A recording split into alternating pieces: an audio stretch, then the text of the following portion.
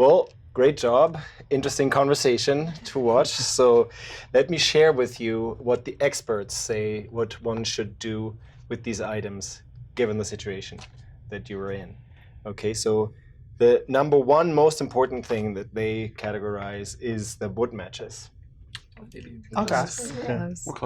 So that's pretty close. Yes. Number two is the hand axe. Okay. Get sleeping time. Okay, and then number three is the canvas. And the reason they say that is because, as you mentioned, even it's like to stay dry. And one of the main decisions that they would recommend is that you're not moving when you're in that situation, because you don't know where you are, and it's unlikely that you're going to get anywhere, right? So staying put and then waiting, as you were saying, for the plane to spot you might be the safest option. So staying dry is critical, and that canvas can help with that. So what do we have at number four? It's the sleeping bag. Okay, you had that high up too. The gallon of maple syrup. It's 5? Okay. 5 Wow, for okay. energy. Then you said right at the start. Right at the We start. thought outside the box for that one. And number 6, the nylon rope For the canvas. for the canvas, right? So to sort of set up a little tent space, that might help. Number 7, snowshoes. Wow. Not to necessarily get away, but to walk around to get firewood or any of the things that you might need to scout for. That's what they say. The aircraft inner tube is number 8. Whoa. Okay. Well, how come? We will not survive. And that is probably connected with the razor shaving kit that you can use to cut this rope. You know, when you can cut the inner tube, you can create new kind of mechanisms to tie up things, etc., etc. Okay. Oh, the inner tube? The inner tube with the Stretchy. razor, it's stretchy. You Oh, you can stretch it. Yeah. Number 10 is the flashlight.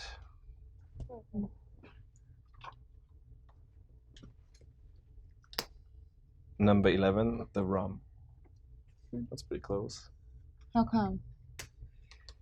I think it's just the idea that you drink or that you would drink is not necessarily helpful in a way that it actually dehydrates you.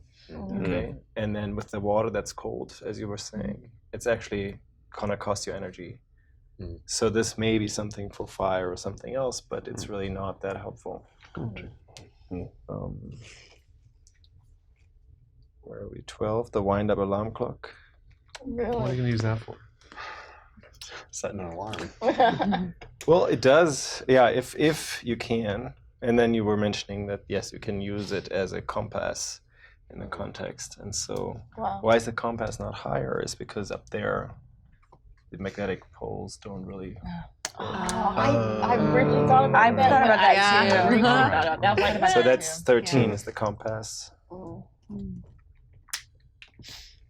14 is the book with the navigation. Wow. I'm shocked. Which they again say is like that book, maybe you mentioned that good use for that is the paper to make fire. I think from what I understood is that they're saying that may be a good use, but the book in itself, the navigation is useless in this context with the Northern Star, etc. And the being sort of out of typical shape up there. Okay, water purification is last.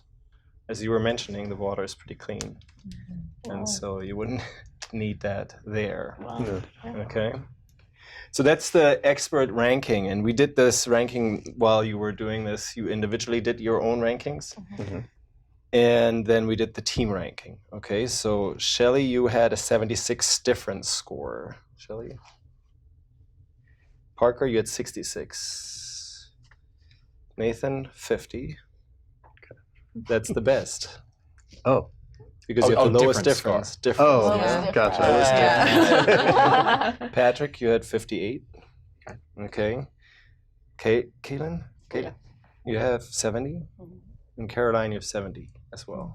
Okay. The team average of each individuals is 65. Each individual score averaged, right? The team that you were doing the performance now was 60. So as a team, you perform better as everyone individually, which is what we hope for when people work in teams, right? Yeah. What also happened is that you have two people that were performing individually better than the team, Nathan, Patrick. But morale. So, so what's important to understand is that, of course, teams may be in general benefiting from each other and the input.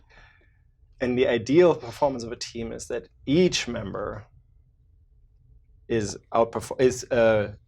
worse than the team itself. Now, what would happen in the context of this team is like what I try to explore is what happened so that you guys actually were disadvantaged by being in a team, because individually you would have had better chances at surviving. Okay?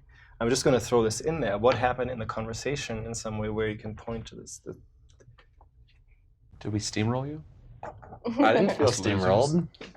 No, I didn't feel steamrolled, but I had more time to think about it. So when I did it on my own, I had more time to logically go through each individual item and be like, all right, here are the pros, here are the cons.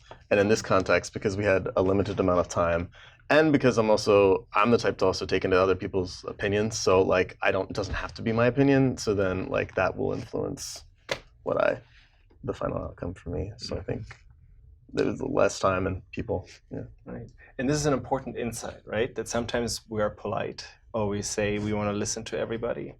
And that may be good and nice to stay friendly, but in a survival context, this may kill you. Literally, right? Yeah. Poor Yes. Nathan. Yes. I think also, here's the other funny thing. Like I think in the actual context, I would probably be a little more demanding and a little less. Like I would push for my logic a little bit more readily in a like we're either going to die or we're going to make it sort of situation. Right. Well, I would encourage you to think about this, and also the students. It's like, if you're in that position, are you only going to step up, you think, when you're really threatened with death? And is it not also good to step up when you're just doing your normal teamwork? Because maybe then you have something to contribute that you would otherwise hide, right? Because the team is not going to be benefiting from you stepping out. The team could have benefited from you stepping up more, right? Not only when it's death and survival, right? What about you, Patrick? I mean, there were some things I didn't think about. I didn't think about the double use of the syrup, and I didn't think about the book being used for burning, but I was sort of originally thinking of it as like, what would I be able to figure out in a pinch? I would probably be able to make fire from a hatchet on a rock, maybe. But then I started thinking about it going, I think I was a little more realistic in my capabilities in this group and not the expert capabilities.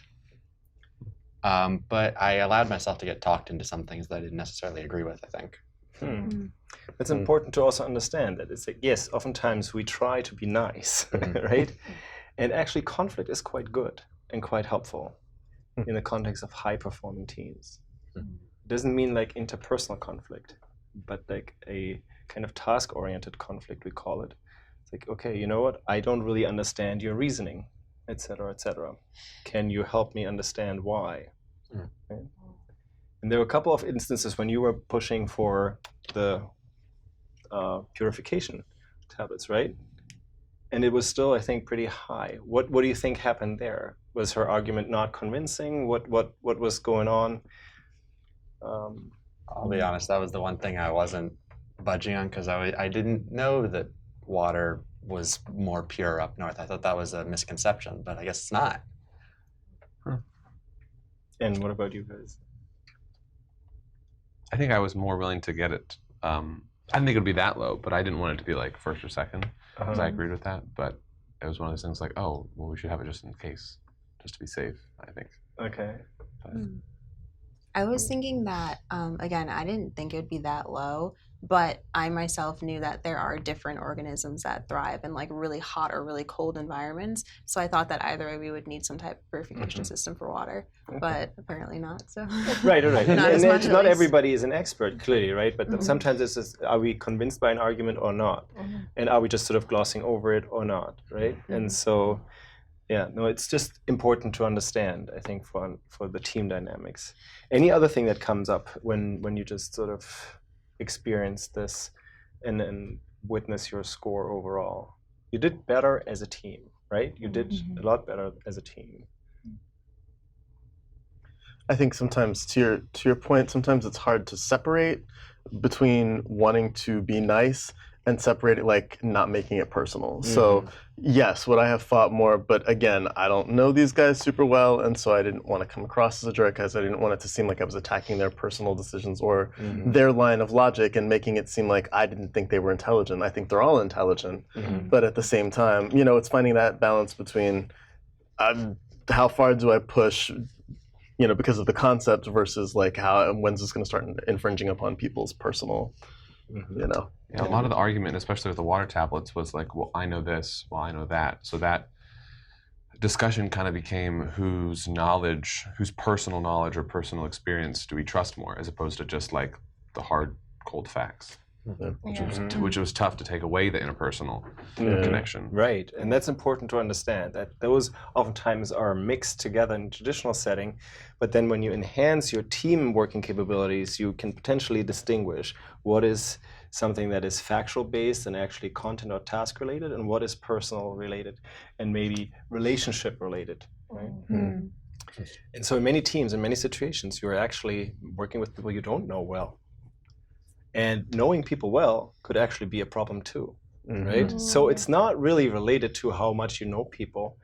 It's oftentimes much more connected in terms of how much are you willing to listen and how much are you able to engage in an argument, right?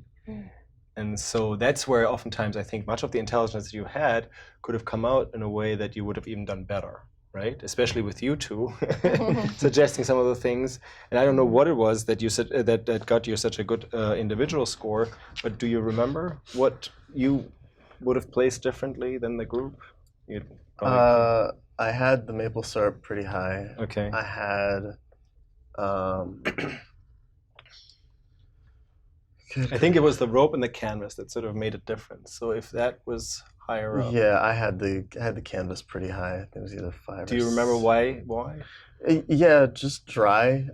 So on the ground in terms of sleeping, it keeps you dry, but then also like as a windshield too. Like those are two things that I just thought, I don't like being cold. so I thought like, one of the greatest ways of survival up that far north at that time of year is to stay dry and to stay warm. And so, I just thought I was just trying to not Right, die. and I think that argument didn't really come out, at least the way that we heard it, and that could have been a simple argument to make, right? But who wants to stay cold? Right? And you did that with the sleeping bags, right? So that was clear, that was obvious. So that could have been folded into the conversation, saying, you know what, yes, obviously, if you want to stay protected, you need to have some protection. So how are you going to do that? So oftentimes it's just these kind of reasonings that come up. Of course, you had only 20 minutes. Right? And that is by design, because in a typical survival situation, you can't just like hash it out forever. And in most team settings, you can't, right? So you need to come to a decision. So what this is about is more like, okay, whenever you are in a team situation, all right, try to find a way that you step in when you feel that you have a good argument. Not necessarily when you want to dominate for domination's sake, right? But also not for like being nice. For being nice sake, trying to understand, investigate, and make an argument clear. Okay, wonderful. Thank you so much for doing this. And for the students, if you are doing this exercise and have done this, try to reflect what was mirrored in this experience here, and what you can take away from this exercise for excellence in managing teams.